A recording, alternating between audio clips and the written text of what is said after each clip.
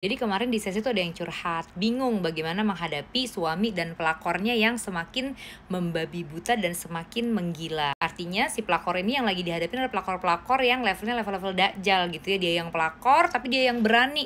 Dia yang lebih vokal dan frontal ngelabrak kita, ngata-ngatain kita di story, ngata-ngatain kita, pokoknya ngode-ngode, pokoknya sibuk mengata-ngatain kita gitu ya, sibuk ngode-ngode bikin story di media sosial yang tujuannya adalah untuk nyinggung-nyinggung kita gitu ya. Sementara suaminya juga kok kayaknya ngebelain mulu itu pelakor, udah mah tapi tetap juga nggak mau berpisah sama kita, tetap nggak mau bercerai gitu, tetap mempertahankan kita, tapi juga tetap nggak mau putus sama si pelakornya itu. Yang kondisi kayak gini banyak nggak? Ada, banyak banget. Pertanyaan ini simple, kamu maunya apa? Sanggupnya melakukan yang mana? Terus apakah suami masih sangat bertanggung jawab, baik itu sebagai suami maupun sebagai dari bapaknya anak-anak? Kalau jawabannya masih sangat bertanggung jawab, masih menafkahi, udah mah kitanya juga ternyata belum bisa bercerai sama dia saat ini, belum bisa artinya memutuskan hubungan sama dia saat ini, ya berarti kan satu-satunya pilihan adalah dengan mencerdaskan mindset ya, dengan memerdekakan diri kita dari pikiran-pikiran yang hanya akan membuat kondisi ini tuh semakin parah buat kita jalan. Soalnya kan udah nyoba nih ya, kita udah setengah mati berbulan-bulan mencoba menyadarkan suami biar segera mengakhiri hubungannya dengan tuh pelakor. Bahkan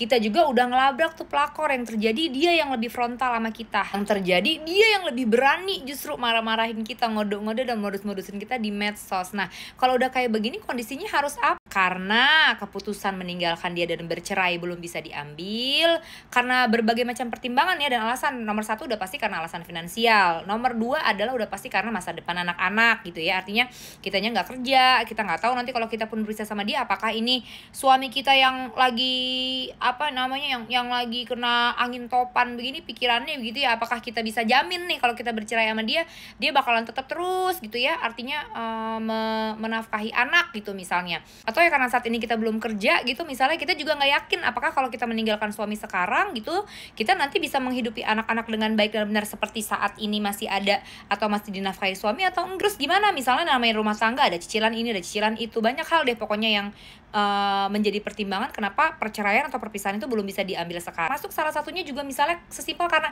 gue masih sayang sama dia walaupun dia udah pikiran udah kayak orang gak waras gitu ya, udah kayak orang norak ya, yang berselingkuh kayak orang kampung gitu ya cara berselingkuhnya, sampai kayaknya udah sama dia yang berselingkuh, udah sama dia yang salah, udah gitu kayaknya perlu banget gitu untuk menyakiti kita gitu. Kayak dia ini satu-satunya orang yang lagi pada jatuh cinta di dunia ini, kayak dia tuh berdua satu-satunya orang yang lagi pada berselingkuh, padahal yang berselingkuh banyak ya, tapi yang norak kayaknya dia doang tuh berdua, laki kita sama tuh pelakor. Tapi biar kata udah begitu juga kitanya kagak bisa ninggalin dia, bahkan kita masih sayang banget gitu, masih pada bucin. Ada nggak yang begini? Banyak saya. Apakah yang kayak begini berarti artinya dia blow on, lemah, hina, apa deh namanya sebutannya? Enggak juga, belum tentu. Saat ini kapasitas kita begitu, belum tentu terus-terusan akan seperti ini. Tapi mau seperti apapun hasil akhirnya nanti di masa depan, di kemudian hari, pastikan kita sudah mempersiapkan yang terbaik untuk masa depan kita dan anak-anak. Makanya kalau lagi di kondisi membingungkan seperti ini ya, daripada terus-terusan ngeberantemin mereka, daripada terus-terusan ngutak-ngatik mereka, daripada terus-terusan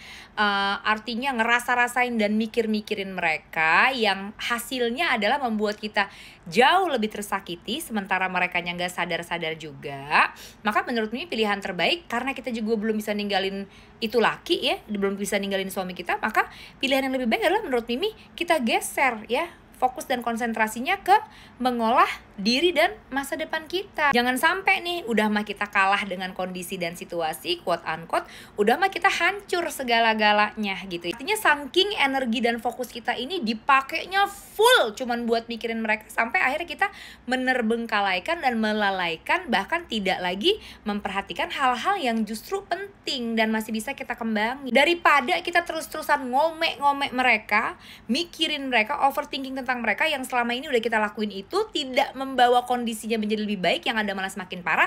Mendingan sisa energi yang ada ya, sisa fokus dan konsentrasi yang masih ada, kita pakai untuk mikirin ini ke dalam sini ya, untuk mikirin kewarasan diri sendiri, untuk memulihkan jiwa kita, untuk menyamankan dan mencoba untuk mencari cara gimana ya biar aku bisa kembali merasakan kebahagiaan lagi, sembari kita mempersiapkan apa-apa yang penting buat masa depan kita dan anak-anak. Jadi di momen yang seolah-olah kayaknya kita lagi kalah sama keadaan ini, jangan sampai kita udah kalah sekarang, kita juga kalah di masa depan. Saking sibuknya kita memikirkan, menderita dan hancur karena saat ini, sampai kita akhirnya juga menghancurkan masa depan kita dan anak-anak. Ingat, hidup itu gak cuma untuk sekarang aja. Udah berapa bulan ibu-ibu semua, teman-teman semua ini hancur, porak-poranda, berdarah-darahnya, merontaknya udah berapa bulan? Adakah perubahan? Adakah sesuatu yang lebih baik terjadi pada kehidupan kita? Pasti jawabannya. Semakin kita merontak, semakin kita nggak terima, semakin kita nggak buru, semakin kita nggak secepat mungkin bangkit dan pulih dari kondisi ini, maka semakin dalam kehancuran yang kita rasakan. Maka semakin dalam juga mungkin kehancuran yang anak-anak rasakan. Hingga kemungkinan besar takutnya berpengaruh sama mentalitas dan perkembangan anak-anak kita nanti. Worth it nggak sih? Karena 2 orang zolim, karena 2 orang yang akhlaknya hina ini, kita sampai ancur-ancuran gak cuma sekarang, tapi sampai ke masa depan nanti, bahkan sampai ke mental anak-anak kita ikutan hancur. Worth it nggak? Menurut Mimi enggak ya. Jadi memang iya bener, penyebabnya rumah tangga ini hancur adalah sikapnya suami yang zolim ya, perselingkuhannya suami, betul. Tapi yang menentukan mau sedalam apa kehancuran ini dirasakan sama kita dan anak-anak, itu kan adanya di kita kontrolnya. Karena kalau kita terus-terusan berharap dari dia, kan udah dibuktiin berbulan-bulan kita berharap dia berubah, dia baik, dia sadar, bahkan kita udah berupaya kuat tenaga, ternyata enggak juga ya. Enggak ada kesadaran, itu nggak muncul-muncul, malah kita semakin disakitin sama mereka. Mimi stop, buang-buang waktunya stop, melakukan pekerjaan yang sia-sianya stop. Sisa tenaga, sisa fokus dan konsentrasi, sisa energi yang kita punya di dalam jiwa kita, mulai detik ini kita gunakan untuk kembali menata jiwa kita, untuk kembali menata hidup kita, untuk kembali menata masa depan anak-anak kita. Apa-apa yang bisa kita persiapkan dari sekarang, contoh misalnya mempertebal tabungan, atau mungkin pokoknya mempersiapkan segala macam untuk kebutuhan anak kita di masa depan kelak, supaya kalau suatu hari nanti kita udah gak kuat banget dan ternyata sanggup berpisah dari suami, kita pun udah punya persiapan, dia persiapan moral maupun persiapan material. Mungkin yang bisa dilakukan salah satunya juga mulai produktif gitu ya, mulai mungkin mulai memandirikan diri kita, baik itu mandiri secara finansial maupun mandiri secara mental. Jadi menurut Mimi udah ya, kalau kita ini udah berbulan-bulan, bahkan ada yang udah lebih dari 6 bulan, hidup kita tuh porak-poranda, hancur, berantakan, setengah mati, berusaha narik suami, menyadarkan suami, tapi yang ada kita semakin hancur. Kalau itu yang saat ini terjadi sama kita semua, stop. Lepasin genggaman tangannya ke suami dan pulang ke rumah, pulihkan diri kita ya. Tata lagi semua hal-hal yang masih bisa kita kembangkan. Hidup kita gak berakhir di sini, apalagi hidup anak-anak kita. Jangan sampai karena orang lain yang zolim, 2 manusia ini yang hina dan zolim, hidup kita yang jadi berantakan. Yang berbuat dosa 2 manusia ini, yang udah ngerasa masuk neraka duluan, kita jangan ya. Sedangkan di neraka aja, orang yang merasakan api neraka itu orang-orang yang banyak dosa, yang melakukan kezoliman. Kok di dunia ini kita terbalik, mereka berdua yang hina, yang zolim loh, tapi kok yang berasa di neraka kita. Oke ya, suami boleh jadi zolim, tuh pelakor boleh jadi zolim, tapi yang menentukan kualitas hidup kita setelah ini mau seperti apa, itu tetap adanya di genggaman tangan kita. Orang lain boleh ngapain aja, orang lain boleh berbuat apa aja, orang lain boleh menjatuhkan kita setengah mati gimana pun caranya, tapi yang menentukan hidup kita akan seperti apa, kualitasnya seperti apa, grow-nya akan kemana, berkembangnya masih bisa atau enggak, itu ikhtiar kita sendiri, fokus dan konsentrasi kita sendiri. Jadi menurut Mimi mulai sekarang, teman-teman kalau lagi ada di kondisi ini, lepasin genggaman tangannya ke suami, lakukan apa-apa yang masih bisa dikembangkan sebagai persiapan dari kemungkinan-kemungkinan keputusan yang akan kita ambil di masa depan. Udah stop ya, alihkan arah fokusnya. Tadinya selalu fokusnya keluar ke mereka, sekarang fokusnya jadi menata yang di sini, menguatkan yang di sini, mempersiapkan kebaikan-kebaikan yang masih bisa dan layak kita dapatkan untuk